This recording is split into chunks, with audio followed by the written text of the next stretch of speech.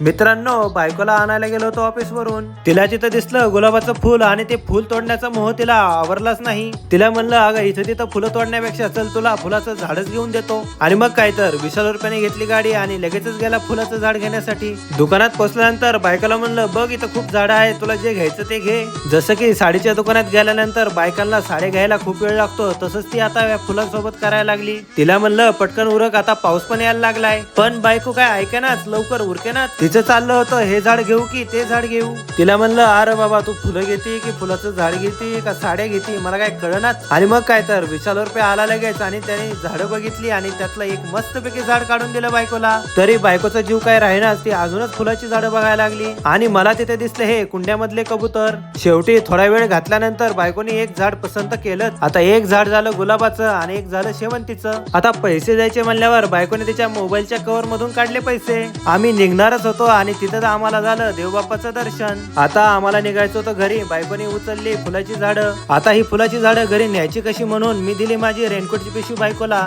आणि ही टाकली फुलाची झाडं त्या पिशवीमध्ये. आणि बघतो तर काय, बायकोला लागला गुलाबाच्या फुलाचा काटा. रेनकोटची तर पिशवी वापरली. आता म्हणलं रेनकोट कुठे ठेवावं, मग घेतलं हेल्मेट आणि कोंबला त्याच्यामध्ये रेनकोट. चला तर मित्रांनो, आता आम्ही आणली घरी झाडं. ती झाडं घेतो मी लावून. जर तुम्हाला ब्लॉग आवडला असेल तर घ्या तुम्ही फॉलो करून. भेटूया उद्याच्या ब्लॉग मध्ये. तोपर्यंत तुम्हाला रामकृष्ण हरी मंडळी आणि जय शिवराय.